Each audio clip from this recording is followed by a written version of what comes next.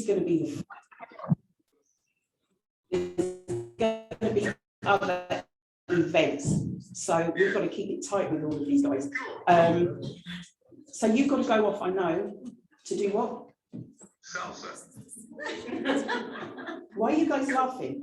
Yeah, I'm a dancer. That's what I do now. Hang on a minute. So you're talking motorsport and then you're telling me about salsa? Yes. Does anybody here believe it? Yeah. Do you know what? You guys are hard, they're hard work tonight. They are hard work. You're saying you do salsa. Right, guys, what I need you to do, as I said, you need to work with me. They don't believe you, and to be honest, I don't believe you. So stand up. Everybody. Yeah, we need to see a few moves. Come on. Up. They're all going like, oh my gosh. Those on the Zoom, get yourselves up. Let's just warm. Tony, they can't see you. 30 seconds. 30 seconds. Let's.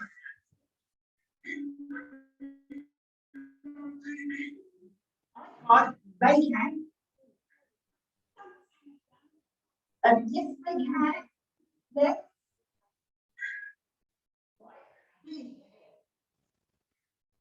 Next, 30 seconds. Right, you tell us what to do, we're going to point you. Those people, please move your mics. I need to tell you that. So, right, yes, we're watching. What do you need to do? Step forward. What do you do? Yes.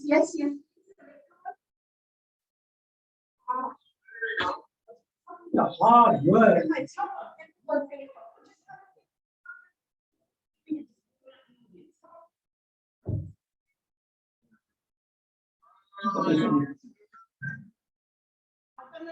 Dimension today.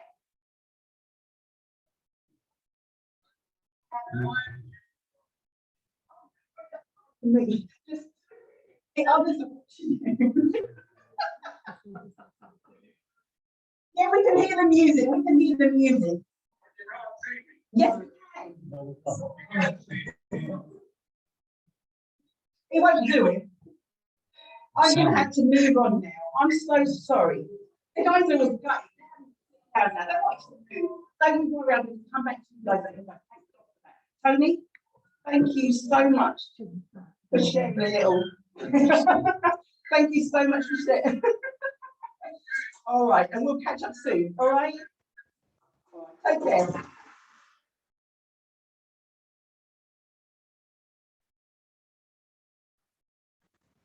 So, you've got an idea how tonight's going to go. Okay, are you going to work with me? You're not. Are you going to work with me? Okay, so you understand that my intention now.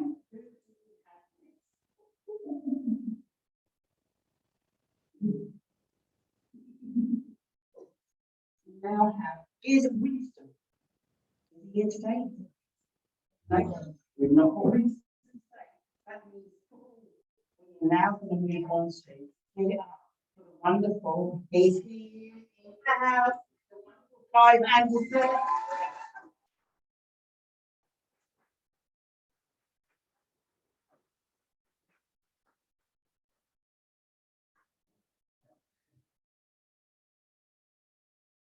you guys hear that? Okay?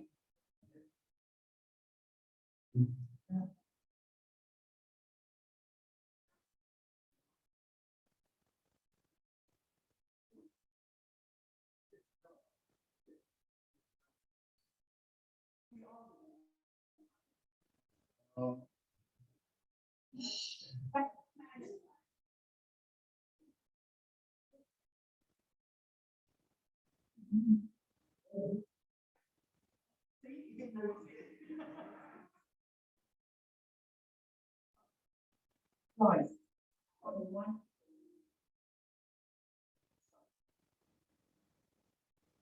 I want you to nothing at all. So be in the back. I said be in the back. Tony just shared she was 4 years old when he was first in the car and got a little flavour. How old were you? Very late. I was not interested in cars at all until I've reached about 19 years old. Prior to that, I was more into interior design and architecture, which is what I studied. Okay. So I learned how to design, construct, and finish off like buildings and structural engineering. And yeah, when I reached about 19, 18, bought my first car. And I remember asking the neighbour next door to join. And not really real interest in mechanics at all. But as the car broke down, I didn't have the money to repair it, tried to repair it myself, and found out I could repair the car and make it look better than it was the first time. And this just escalated. And before I knew that, I was repairing cars for a neighbour and everyone else on the street, and just got into that. So is this self-taught? This is self-taught, this is pure self-taught, yeah. So around about 20, 22 years old, I went to watch my first race at Brands Hatch, and I remember watching a series called the Special Saloons, Thunder Saloons, where these were cars. I was actually dragging them with my friends. I had no real interest to be fit, but these were cars that people have built to take normal road cars and engineered them and turned them into massive, powerful animals, and they were racing on circuit. And I thought, wow, this is just like unreal, and I've been inspired ever since to do the same. So my whole life, from the age of say 22, 23 to today, has been fighting to achieve what they've achieved. Wow. And yeah, I'm at a point now where I'm actually not only am I racing amongst them, we're actually beating them. So yeah, it's quite a big achievement for us. Just that it's taken so long to do it, because the period of working hard to understand engineering, understand racing, has been very difficult for us.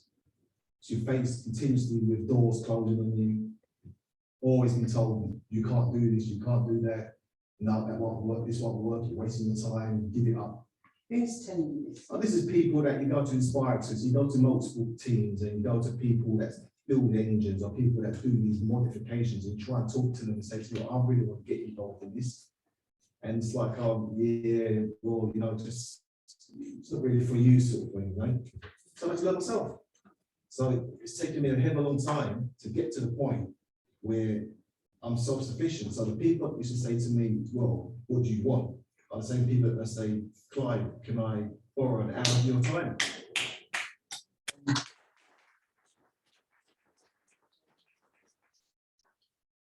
It's good in that sense, but I'm self-funded. I run everything myself. It's my own train. I built the train. I ride the train. Nobody told you where to get off. They put obstacles up. I get out, I clear them. If they take the tracks up, I lay them tracks. I continue. So I'm my own destiny. I've got a small team of guys. They're here today. Can you hear this?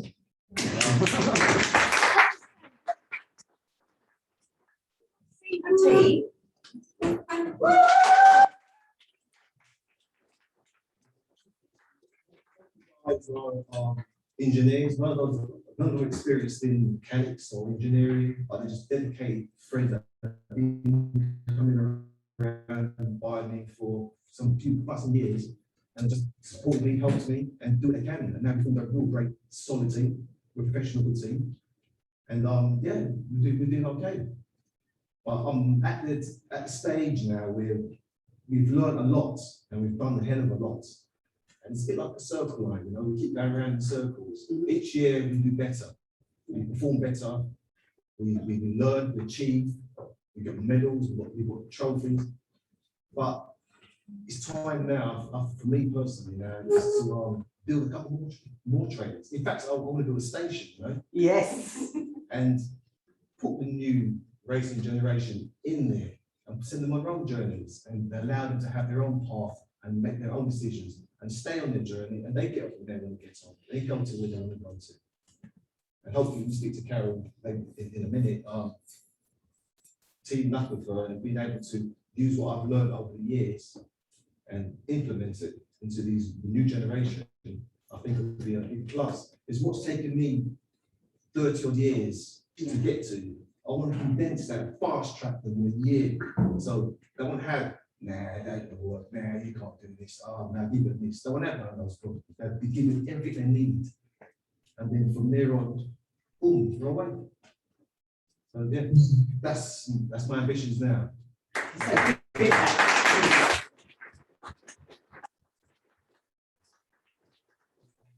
I need you to sort of like be thinking of your questions. We're not taking questions now because you can imagine we're never going to get to the end. We're going to do questions at after all the speakers have spoken. So if you're on the Zoom, please put any questions in the chat. We're going to collate them, and when we do the Q&A at the end. So that's massive, right?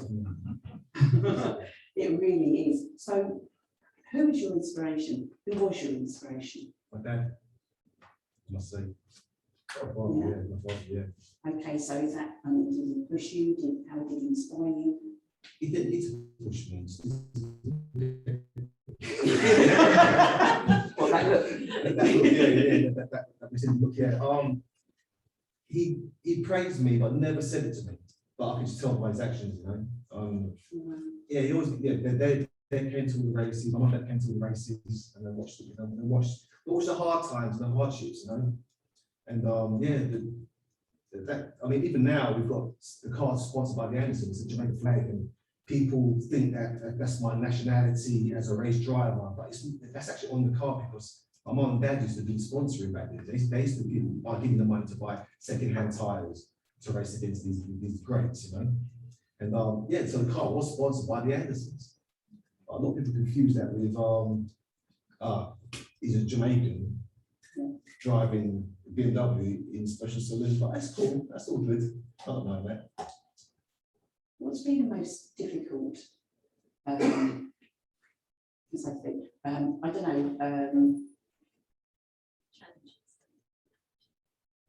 Did I say challenge? I mean, there's been so many things, but what in this race period has been the most difficult thing for you? I would say, try to be recognised as somebody that's worthy to raise himself. Then, when I said them, I mean the elites, the teams that are out there, and even the motorsport companies, just being accepted as I'm as good as them, or I can choose to prove as good as them. It's been a real hard battle. You know, they knock on their door, or people pick up the phone and just talk to the motorsport department and say to them, I need to get some supplies for all you prisoners to do what I'm doing. And it's like, yeah, whatever. And at the time of day, you have to be so much better for them to even look at you. You know, and I found that really hard. It's taken such a long time. I'm at the point now where none of that means anything really. Because you know, we turn up at the circuit, we've got our car, well engineered, you don't have to ask it to know. It's just that. Now that's a great feeling. That is a great feeling. That's something I'm just desperate to pass on to the new generation. Yeah. Absolutely fantastic. Get your questions. I'm not going to ask everything. This is your opportunity, guys, so be thinking of your questions. So for now, I would say thank you. See, it wasn't so bad, was it, Clive? Terrifying. Give it up for Clive, please, guys.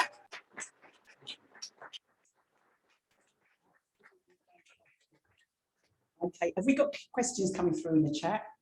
Yep, excellent, excellent, excellent. Okay, right. We are now going to move. Have we got Brandon?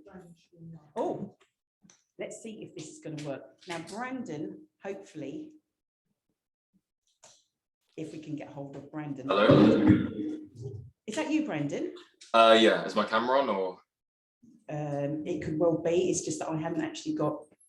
I don't know. Somebody might bring me a laptop so that I can see you. Brandon, you've got a deep voice. You're only how old? 19. Yeah. 19. Wow. So yeah. So, oh my gosh. So why am I speaking to you, Brandon? What are you doing at the age of 19? Trying to make a career in motorsport, you know. Right. Okay. So when we say Lewis, oh, they're trying to. What it is, it's on the Zoom. They're trying to show sort of like a picture of yourself. Oh my goodness me! Is that not Lewis? Is that not Lewis, everybody? Oh my gosh. Okay, so where did your career, or how did you get involved?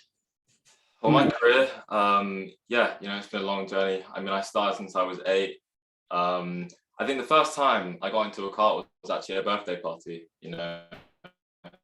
I think it was my friend's birthday party from school. I went down to Southend, and yeah, I just found that I had a talent for it. I was pretty fast, and then yeah, kind of went from there really. So was that the only sport that you were interested in?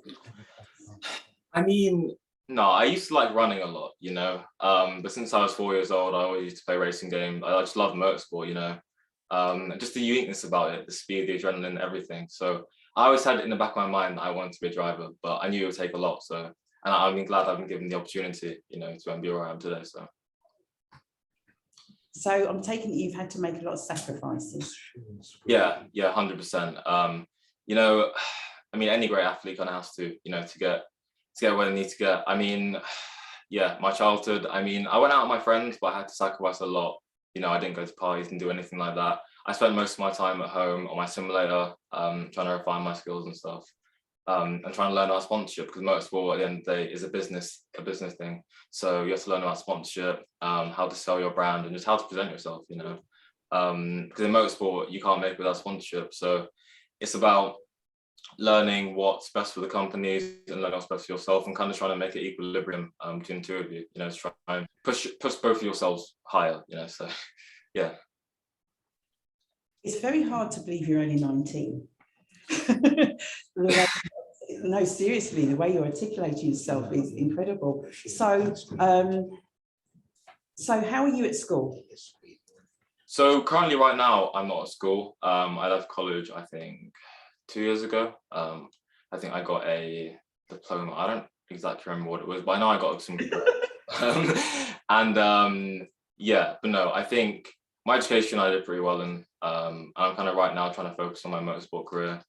But I think, yeah, you have to kind of have in your head, you have to kind of have a plan A, and you'll have that your only focus. I mean, most people obviously want to have a backup plan, but you've got to believe in yourself to think you can get somewhere. And that's what I try and do, believe that I can get to a career in motorsport where I would be paid. And obviously it'll take a lot of hard work and a lot of sacrifices. But at the end of the day, if I can get there, I'll look back in my life and career and say that, it was all worth it. So. Okay, who's your inspiration? My inspiration, definitely Hamilton and Ayrton Senna. Yeah, Hamilton, just for where he came from, he didn't have the budget. Same for me. We really struggled with budget and stuff. As a mixed race driver myself as well, I received some discrimination when I was younger, honestly, as well, which was tough. But I got used to it. And then as I kind of got older, you kind of realize, it doesn't matter what we look like. We're all the same. It's about people and who we are. So yeah, I think Senna as well, because of his driving style, his unique aggressiveness. I try and take, lessons from that. And I always watch videos, when I go to bed, I listen to Senna quotes, trying to, program it into my head, when I go, I can perform my best. But yeah, I think Senna and Hamilton definitely my inspiration. So. Wow, excellent, excellent. Give him.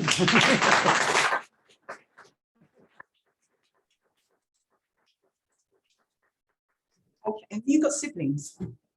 Yeah, I do actually. I have 2 younger sisters and 1 younger brother. Yeah. Okay, and what do they think of what you're doing? They love it. I mean, my sister, she does horse riding as well, so I try and support her with her career in that. She's 17, not that much younger than me. My 2 other siblings, they're quite much younger than me. So my little sister is 10 and my little brother is, I think, 7. So yeah, they love it. They always watch me on TV and stuff. And they even cry sometimes, like last year, when I was competing in something called the Logitech G Challenge, right?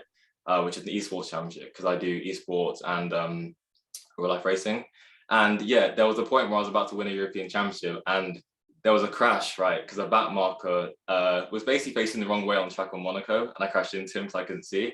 And apparently my mum told me my sister was crying and everything. And yeah, which was kind of sad to hear, but I reran the race. I mean, Logitech ran the race and I managed to win and performed even better. So I feel, yeah, I'm proud of that moment, and I love that my family support me. So yeah. Fantastic. I was on your website and I think, I don't know whether I'd call it a challenge, but I think there was a race and I think where you were positioned wasn't where you were supposed to be positioned. Which race would that be? In esports or real life? I don't know. I read it on your website. I don't know which one it was. And I think you were positioned obviously further back than you should have been. And then I went on to actually win that race, and that proved a point. I think you've written something like that on your. I mean, I've had a lot of races. I don't remember exactly which one it is, but I mean, yeah, coming from the back from a grid, yeah, it's nothing like it, you know, especially when it's something, you know, like not your fault or something like that. It just feels like you kind of prove yourself. And yeah, no, it's great to do that, honestly. And I've done a lot of races like that through karting in my car career so far too. So yeah. Okay, so I mean, can we come and see you? When can we come and see you? When's your next race? My next race. So in real life, you know, I don't know. In motorsport, you're always kind of guessing really any opportunity that arise to me. I'm willing to take. You know, for esports, I have a race coming up in I think a month or so, where if I do well in it, I can qualify and go to Vegas to do a final race where I can get basically the championship I won last year to try and get a back-to-back title. So that's something I'm aiming for right now. But yeah, as far as real life racing is concerned, any opportunities that are open to me, I'll take, and I'm always trying to work as hard as I can for myself in that position. So yeah. Okay, so we're going to come back to you later on. So for now, Brandon Abrahams, thank you very much indeed. Thank you. I appreciate it.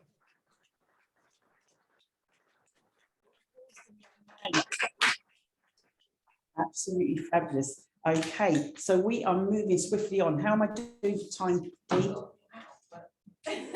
That means I'm doing good.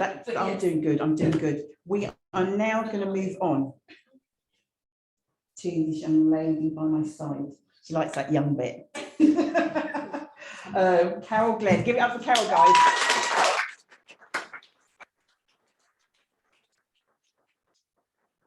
I only met Carol a couple of days ago, but we've been speaking for the last probably about 3 weeks as she has put this amazing event together. She probably wants to kick me off the stage now if I'm not going anywhere. Carol, were you born in Luton? No, I lived in Luton all my life. I was born in Croydon. All my sisters were born in Luton. Okay, so you're going to need to like share a bit about yourself first of all before we kind of get into where we're at now and obviously what this is all about and why you brought us today. So let's peel it back a little bit. What do you want to know? So as I said, I was brought up in Luton. My parents moved to Luton when I was a year old, and my three sisters were born here. So I know, well, I did used to know Luton very, very well. But coming back this week, it's been a bit strange seeing buildings I used to know are no longer there, and you know, lots of new things. But yes, we were one of the first sort of black families to move into Luton. I went to Blue Grade Infant School, and I was the first black child. The second was my sister, the third was my third sister. So throughout my life, that became a theme. I was always the first or only person of colour somewhere. And I remember my first job when I left school was working in Luton Central Library, and I was the first black person to work as a librarian. So I wanted to be a librarian. I was very much a book work. Everybody knew us as the Glen Girls, and so I was a builder. So we couldn't do anything. But by the time I got home, somebody rang and told my mum and said, "Mrs. Glen, we've seen your daughter somewhere." Or with the wrong person. So Luton was very much like a small, I think it's still Luton, but it's very much like a small community. So yes, that's how I grew up in Luton. Okay. So where does motorsport come into being a librarian or going to loving of books? It came out of, well, say almost nowhere. I suppose, I mean, I was, as I said, one of 4 girls. My dad was a builder, so we had no brothers. Nobody had any interest in cars in my family. But I remember sitting at home watching Grand Prix on the TV. I mean, watching RAC rallies. Watching, especially on the rallies, the Audi Quattro at the time, flying through the forests. And I always said, oh, when I get older, that's the car I'm going to have. I want a white Audi Quattro. I'm still waiting. I'm much older. I'm still waiting for my Audi Quattro. And that's my sort of, you know, that sort of lay dormant. I mean, I always loved thinking about cars. Couldn't wait to get in a car, you know, always quite enjoyed cars. And that sort of lay dormant until I got much older. And then after getting married and then divorced and then coming to live in London, met somebody else. And he used to disappear on a Saturday, and I thought, what are you guys going to Brands Hatch? So I eventually went with him. And that's when my love affair started. I was totally hooked. So how long ago are we talking? Well, I'm only 30 now. Yes, we know that. It's about over 30 years ago. 30 years. Okay, we know time is short. So I've read, I don't know whether it's true, are you the first black female race official?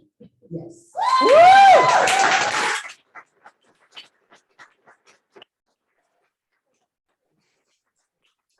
You know, there's a few lies on the old internet, but that's what I read. So I'm just checking. That is awesome. I was the first marshal of colour, female. Then there are, I'm not going to say a handful, but we still count one hand how many black females there are in motorsport, in British national motorsport. I'm not talking F1, I'm talking national motorsport. Wow. So it's a bit of a double whammy because also most of the marshalling force are still very much male, and given them back then, women haven't long been, accepted as marshals. They'll be in overall, be allowed to be on the track, to be able to help get cars off, get drivers out, or do any jobs in sport. So to be a woman and a woman of colour was actually very much one of the thing. And the other thing is I'm actually a volunteer. So you're a volunteer as a marshal, you don't get paid for it. So I've been a volunteer for over 30 years. Yeah, so good luck with it.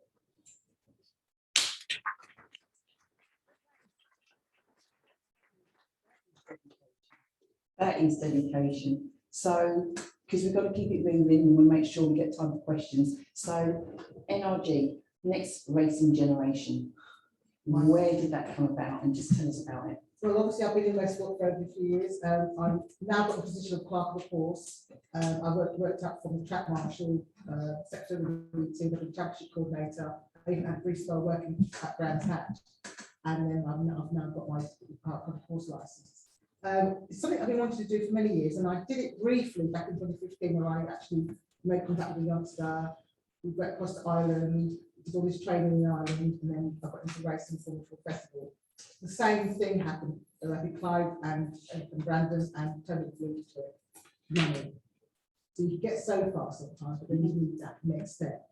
So he, he loved looking after. He had great hopes and could go on further, but it was just trying to make that money. So that was like dormant for a while, and then last year happened COVID, Black Lives Matter, and Lewis Hamilton speaking out about lack of diversity in motorsport. And that really sort of touched me because I thought, well, there's Lewis who's been around for a long time, actually now looking back at himself and thinking, actually, I need to do something about this. And I felt I wanted to join in. I wanted him to know that actually it's not just you at the top, there's national motorsport at the bottom. And what I'm now trying to prove is also there are other drivers. That's what I'm trying to do with the Next Racing Generation. So I had a meeting with quite a few fathers and their kids on Zoom, and they all have the same story, all similar stories, either in karting or in racing. And I think it's Tony was saying, you go with teams, but they don't always want to tell you how to navigate that road, how to get on, or they look at it and say, well, why are you racing? It's as if it's really exclusive. It's really not for us. And I want to just get rid of that myth because I've seen it from the inside. I understand where it's all going, and I think it should be accessible to everybody. So Next Racing Generation is formed, and what we want to do is not just it's in two parts. It's going to be the motorsport side and an academy. The motorsport side is going to be people to the track. Hopefully, one day we'll have our own cars that we will run. That will then give access to people who are doing their engineering courses. They're able to come along and be part of the team, and they'll run the cars, they'll look after the cars, and then we have the youngsters who want to drive the cars, or someone wants to get into journalism, or someone wants to get into any aspect of the motorsport. We will provide that conduit for that training. Hopefully, working now with Clive, who's got that engineering route, we'll work together. We want to develop our own apprenticeship scheme and get it approved through colleges. so that we can,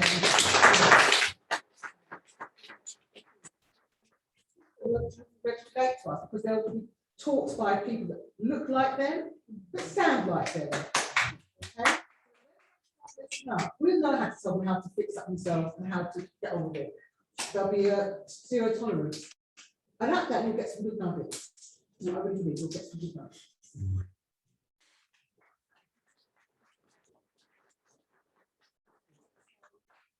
Why have you put on an event today?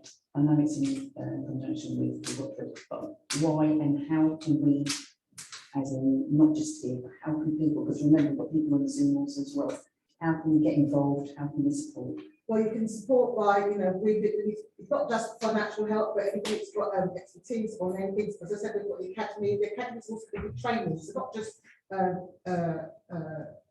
nutrition, fitness, all things that go with racing. We're also going to give them education, mentor them, give kids key skills on how to do their CV, what subjects do we do. The amount of children I keep hearing that say they want to become, let's say, an engineer or do something, and the teacher say, oh no, don't do that, go and become this instead, and derail our children. So we need to give them the skills that we've had to pick up through us growing up, on how to get through it. Teach them how to deal with racism, when to push back, when not to accept it. And again, use of people that have those experience, we can help do mentoring. So it's not just about their sport, it's about giving them something more than that as well. You can volunteer to help us. We're hoping to get a lot more things on the ground next year. We've got our website, which hopefully you'll see at the end. And yeah, just get in touch with us, and then through that we can, Harvey and I will get things off the ground. But yeah, that's what I'm going to do. Thanks.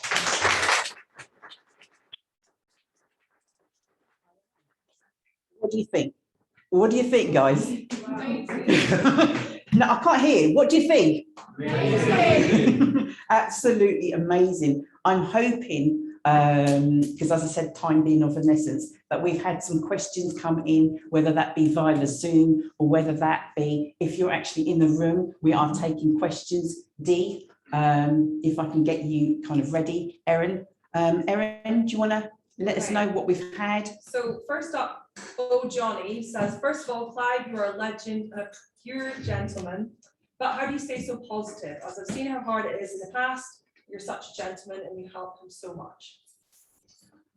I stay positive because what you have to remember is what we have to learn as well is that our failures are going to be our greatest success.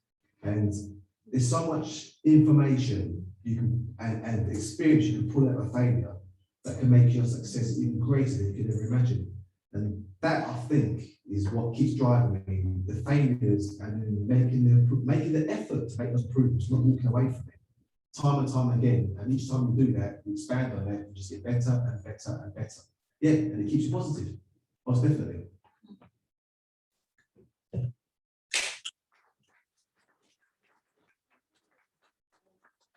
Word failure, maybe when things don't go as you plan them to go, it's not necessarily a failure. Yeah, it's something that's the right term to use, but a lot of people who say you failed. Yeah, but just hearing that does mess with you, doesn't it? It does, yeah. Excellent. So following on from that, can I ask a question to both of you? Because I find you both really inspiring. Can you guys hear at the back? Okay, so I'm following on from that question, and I just would like to know, has the challenges you faced and the pushbacks that you've got made you more determined in your field, and has that given you more success? Has that led to more success? Absolutely. 100%. I get pushback all the time, and people, it would be quite easy to walk away, and especially since starting off my cookies project. I know there's a lot of people who are cheering me on, because many people are looking for you to feel that horrible word of failure. I'm not going to fail. I may not reach my, I may not have a right on their front team in 5 years, 5 or 10 years time, but I'm going to have a good try. So if I don't have a try, I'm never going to get anywhere. So You're never going to know. I'm never going to know. So yes, it's those pushbacks make you more determined. And I suppose now, where before I was quiet, I didn't really talk about things, because a lot of people didn't know what my hobby was. I'm now proudly speaking about it, because I'm very proud of what I've done, but it's something I've stuck at for all these years, and I want other people to enjoy that, and why shouldn't they? So that's what I want to do.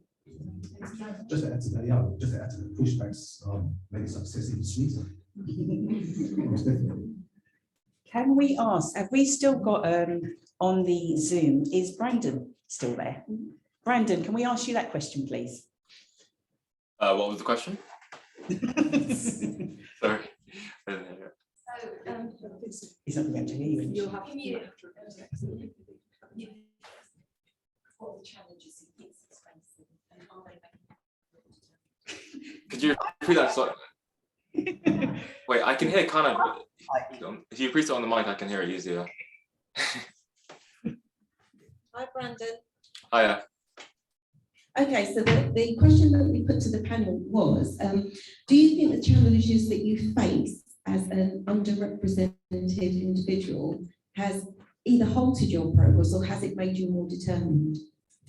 Yeah, 100%. It's made me more determined. You know, I mean, since I've been a kid, I've always wanted to be a driver, and I felt that every hardship in the way has made me stronger. So I feel, yeah, every athlete I feel has to go through that. You know, if you want to make it, you have to go through that time. You have to kind of battle your inner demons and battle self-doubt, battle everything. And I feel like coming back through that and coming out the other end and the light of the tunnel makes you a stronger and a better man in general, and a better driver, like I said, for me. So yeah, you know, I feel, like I said, it's tough, but I feel like, yeah, it makes you better and makes you stronger in general. So Well, I hope you keep it. Good luck. thank you. What else have we got? So we have a question here from Heather that says, to Carol and Clyde, do you think that working for someone else has given you skills to have the confidence and determination to start your own businesses? Absolutely. Everything I'm putting together now is all through what I've learned through my day job and what I've learned through mental school. And I would be strong enough to do that if I had those key skills. I haven't really worked for anybody as such. I've tried. I've tried, but I think it's a hard one, really, because I haven't really worked for anybody to say that I can say I've used that experience to make what I've done better. I think it's just the fact that I've been on a sole road of self-learning, and it's been a lovely road, but it's just purely self-learning from the word go. And each time I learn something, just use that to inspire myself, to be fair, and that's the way it's been. It's great. Ghana says, how soon do you think Energy Racing can get a team on track? Give me the money. Give me the money. It's all to do with funding, but we have got some opportunities coming up, hopefully for next year, and hopefully we will have some cars out real soon. Amazing. So this is to our two drivers. How do you get yourselves mentally prepared and stay resilient? I think in the early days when I was purely on my own racing, it was a struggle, and I think that affected my performance, affected my progress. But now, towards the end, I've got I put a good team together around me. It definitely has made the racing easier and more enjoyable, and the results seem to be good all the time. So yeah, I think it's the people around you, the team around you, can make or break you. Definitely. So, Isn't it?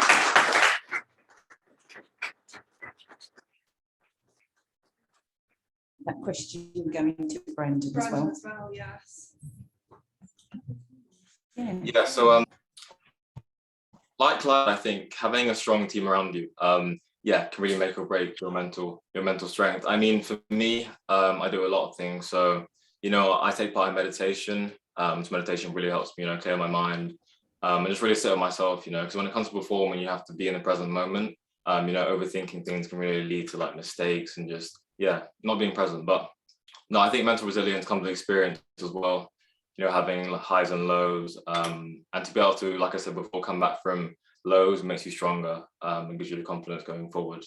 So yeah, I think mental resilience is a really key factor in any sport. And yeah, I try and improve myself every day. So yeah. Fair. Thank you, Brendan. We got any more questions? Not right now, because anyone. Is there anybody in the, there's gotta be. Okay, so we've had loads of questions from the guys in Zoom. Thank you very much. I think I just saw something pop up. Shelley? Yes? Yeah. It wasn't exactly a question. Statement. It was just a comment. Mhm. I know we're talking about men racing drivers and possibly men watching motorsports. Mhm. My mother is 84 years young and has watched every type of motor racing possible. And me and my sister would sit up with 3 o'clock in the morning because F1's on, or she's now got really into like the electric racing. I've done a bit of off-roading myself. Yeah, if you ever see me in the car, you know that I've done a bit myself. But it was just an actual comment that it's great to see something like this that is showing that it's not just the young men going through and doing motorsports, but it's ladies of all ages. Brilliant, thank you.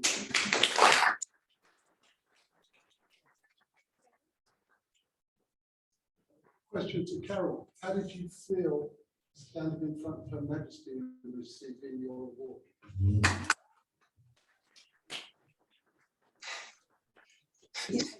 Carol.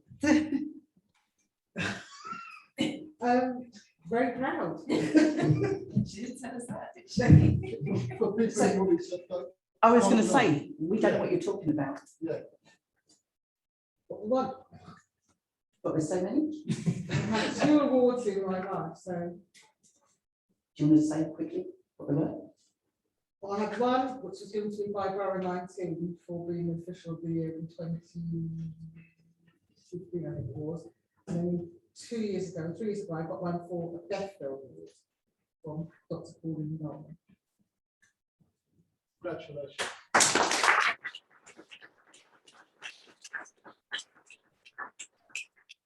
Sharon. Yeah, it's not so much a question as being able to understand. I'm actually quite emotional. I'm emotional for many reasons. She knows why. The journey and the commonality is purely at the heart of so many things that we are trying, is racism. And until we understand that we are all equal in a sport, whatever sport you want to travel in or want to explore, I take my hat off to you guys. I know the journey, but in a different world. And actually, it's more of a statement to say, well done, Carol, phenomenal.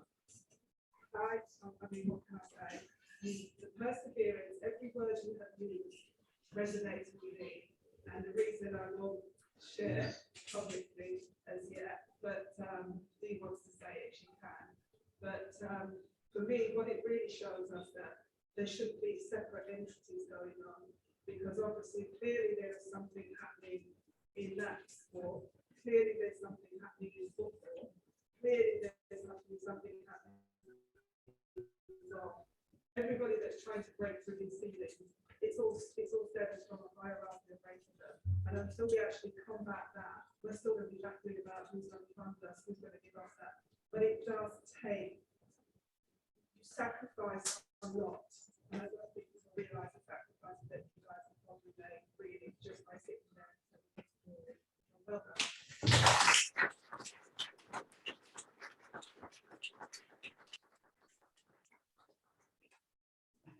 Lloyd. Yes. My cousin. And this is for Brendan as well. I know my cousin worked extremely hard to get to where he was at this point. And his family, as he says, has been behind his mum is dead. I know this sport is very demanding and enjoyable at the same time. But question to both of you: what preparation do you put in mentally and physically before you actually enter a race? Then mental and physical preparation before you actually start For you, Randy. Okay, all right, so, unfortunately, when you race, there's an anxiety that all race drivers feel, and that anxiety is normally when you're sitting in a race car on the grid, ready to go out, you get your couple of minutes aside, your crew leave you alone, your deep thoughts, and it's a massive rush. I just can't explain how it is. But for me, being a person of colour and racing, I have two types of anxiety. So the first one is even before I get to the racetrack, and that's scrutineering. We prepare the car the week before, months before, the amount of money we put into it, the people we invite to come down and watch the race, how I'm going to perform. And the first part to get through is, are they going to let me race today?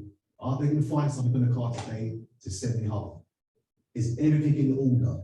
And we have that anxiety every time we go racing there, and it is terrible. It's even worse than being on the grid. And when you get past that first bit, and you know you're actually going to race today, the burden comes off of you, and you get in the car, and you can stay more focused. But I would say the first part of actually, are you actually get to race today, is the hardest bit. That's eased up a lot now, especially with COVID and the lockdown, and now everything's done virtually. So your scrutiny is done via the internet and signing on. It's eased it a lot, and with the problems with Black Lives Matter and the George Floyd situation, that all of that has made the racing the last year, for me, has been the best ever.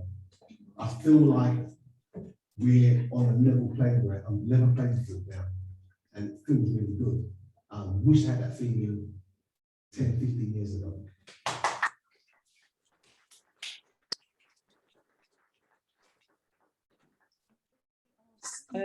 That question to your friend. Okay, so could you repeat the question so I remember it fully? How do you mentally and physically prepare for your race? So yeah, I mean, over the years, I'd say it's changed. You know, as I've slowly taken my motorsport career more seriously as I've gotten older, it's kind of intensified in a way. Obviously, as you said, you need to have fun as well with it. So yeah, I'd say, you know, making sure my body's right, going to the gym, nearly 7 days a week now, which is a bit much, you'd say, but I think healthy body is a healthy mind. So yeah, like I said as well, going to the gym regularly, keeping myself strong, keeping myself fit, and yeah, just believing in myself, you know. I mean, anxiety, everyone gets it in motorsport, and I'd say it's good. You know, if you don't get anxiety, you know, then I feel for me, if I don't get anxiety, I'm not going to do well. It's a weird thing to say, but I get butterflies before I head to a racetrack. And I feel that helps me, you know, because I know why I'm there. You know, I'm trying to make a career in motorsport, and it's the anxiety of not performing and not doing well. You know, you have a lot of people supporting you, like family, sponsors, everything, you know, and they put a lot into it, and, you know, not performing for them is it's scary, you know, but you got to have the ability to block that out. And like I said, believe in yourself, you know, and just do the best you can, because at the end of the day, you know, you can't do anything but your best. So yeah, but no, I believe the ability to have a tunnel vision to what you want to do in your career. And yeah, see that light at the end of the tunnel is key. So.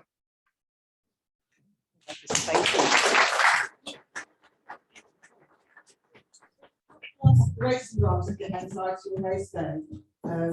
As an official, I mean, as I said, I'm a part of the course, and my anxiety sometimes just before I start, because as a part of the course, I start races, so I've got to go into that gantry. I've got 30 drivers on the grid looking at me, telling me to press the button, through their mind. But I've got to make sure everything's right, everything's safe, and then I've got to make sure I press the button properly. And I want to make sure it could either be a push, it could be a telling the switch. A number of things could go wrong when those lights don't go out and the drivers don't go. But equally, I'm looking at whether the drivers will do a jump start or not. Doing a rolling start, I've got headsets on with remote control giving me instructions telling me that safety cars, the pace cars come in, that it's now over to me. It's down to me when I turn those lights off, and I can wait for that to come towards me. That does give you, sort of like, I'm not going to, again, do it properly. So it's not just racing drivers, it's actually anybody, anything to do with motorsport, you get some, because you're responsible for something.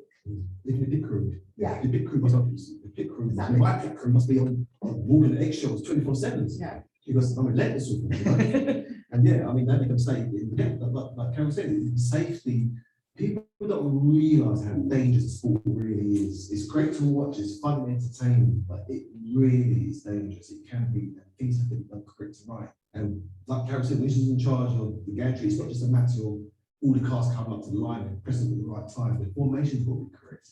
All the cars will be lined up right. You press the button too early, the guys at the back will jump and start. It equals parts.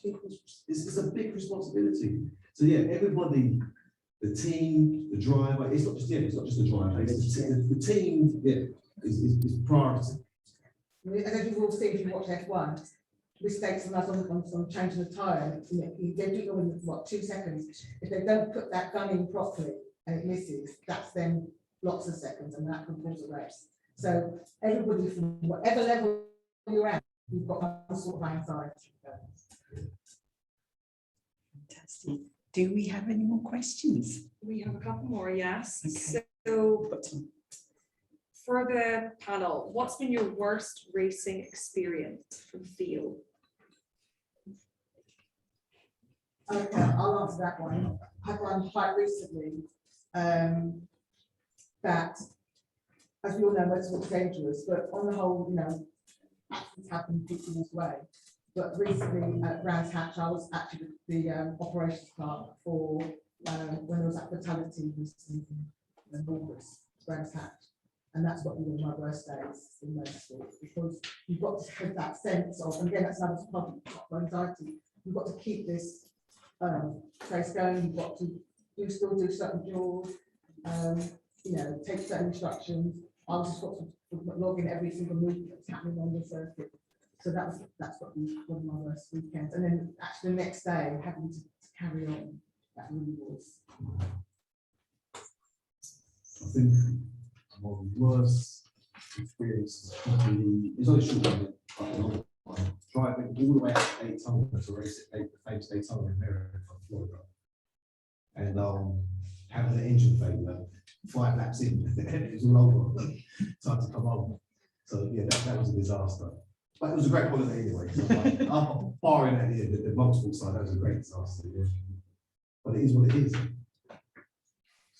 Okay. So another question is, Carol, is there any conflict between being female, feminine, firm in a male-dominated world and not being an angry Black woman? Oh. This is going to be our last question. Yes. Things happen and I don't like it. I have to try so hard not to come over as that Black female. You get pushback. It's the biggest challenge ever. But I try to go around and do everything I do with a smile, try to always be happy, although sometimes you actually see them underneath. Especially somebody comes out with what they call banter and starts saying something to you. You've got to take it. But yeah, absolutely. Yes. It's hard. It's hard. Okay. We're going to squeeze in one more question. Okay. So I heard someone mention being self-funded. Any words of advice for those watching who don't yet have sponsorship or pots of family money? Think about when you're applying to a company, what you're asking them for, because it's no point just writing to them saying, you know, my son or I am a good racing driver, and you've got to relate it back to the company you're writing, you're talking to, because they're not going to just hand out potfuls of money to you unless you actually have some, you know, try and have some infinity with what the product is, and what can you do there, or what they can do for you. I think I can answer that as well, actually.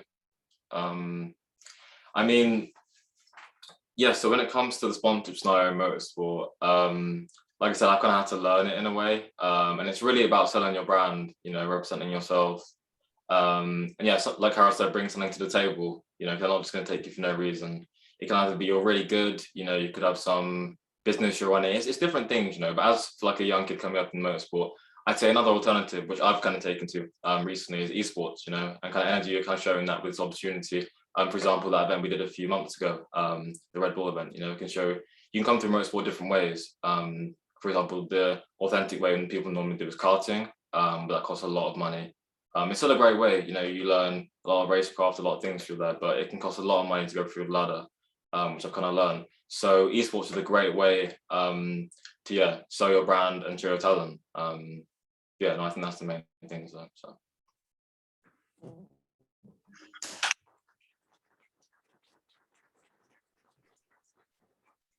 Guys, let's have a little. According to my phone, it is 8:34. 8:34. I know we started a little late, but we've still got time to do, you know, obviously we've got the exhibitors, etc. But before we finish up right now, I think we need to give a massive, guys that have been watching on the Zoom, Brandon, Tony, thank you all so much, and obviously to the lovely Carol and to Clive. Let's give it up, guys. Come on.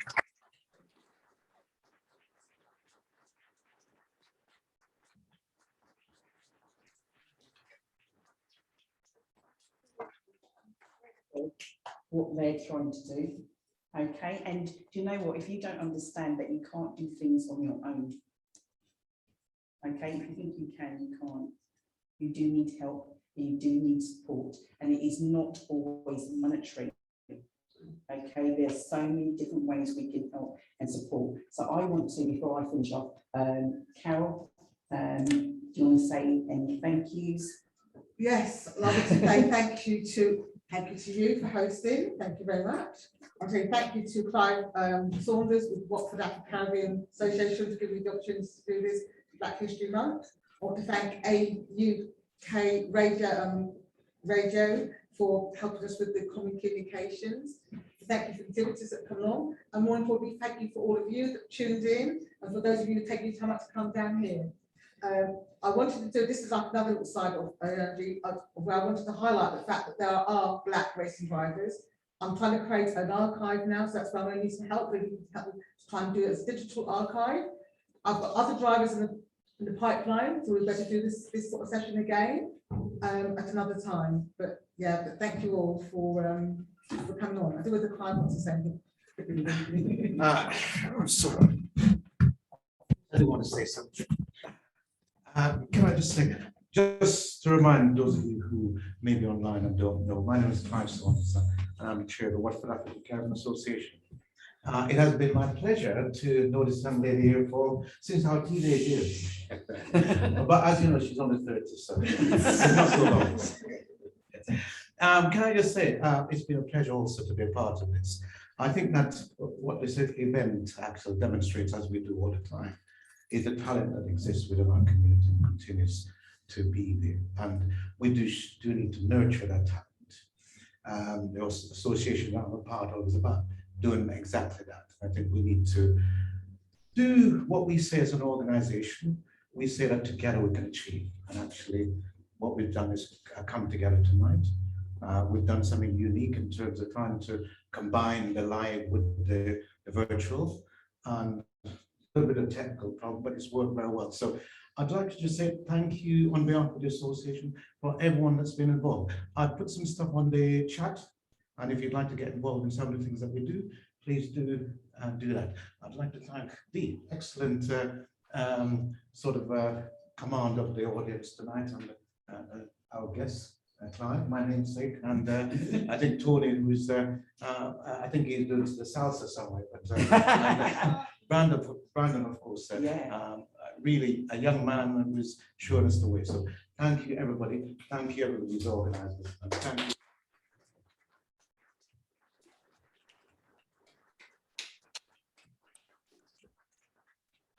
So just finishing up and just really reiterating what has already been said. Thank you to everybody. I'm not forgetting the Carnival Arts who have hosted us this evening. And oh, Steve's still here, so please give it up to the Carnival Arts.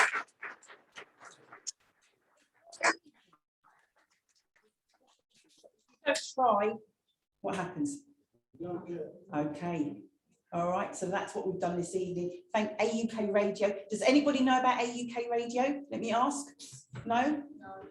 No? Well, Okay, now you well, know. this is, no, seriously, guys, we kind of like, this is all about how we can help and support one another. AUK Radio are based in Luton. They're not they're based in Luton. Okay, so please, we've got Necker here. We've also got just Wave Junior, founder of AUK Radio. Okay, again, help support. These guys have very kindly supported us today with all of the filming and all the technical side of things also as well. So thank you. And the lovely Janet, who has been a little diamond from the Carnival Arts. Janet, give them away. Thank you. Please, please, please, let's not forget our exhibitors. And where are they? Can you stand up, guys? We've got the lovely Wayne with the green juice. Please go and see him. We've got Clem's Creations there. We've also got JT Afrique, all the African garments inside. We've got, where are you? Janet. Yes, there you are, Janet. Janet, who's got a book, and also Angel No Ordinary Bookstore. These guys are all local. Once again, if you can support, please do so. So once again, and from me, Dee Bailey, Simply Dee's Events. If you don't know who I am, come and see me. All right. And to our audience on Zoom, give them away. Thank you, guys. We just want to say also, make sure you visit the Watford Black History Month website for what else is happening on the programme. Our next event is on the 23rd of October. It's about soul-to-soul connections. So whether you're in a relationship or thinking of getting into one, we have something about getting into the democratic process on the 26th of October. And then next Saturday, we've got our soul food disco food event with Joe Innes, and we close with the quiz night on Sunday, next Sunday at 7 p.m. So please make sure you join us, watfordblackhistorymonth.co.uk. We would love to see you at some of these events, and thank you, everyone. Marilyn Devonish, over and out. I've really loved this. Okay, thank you, everybody. Please go and visit the exhibitors before you leave. And once again, thank you very much. Good night.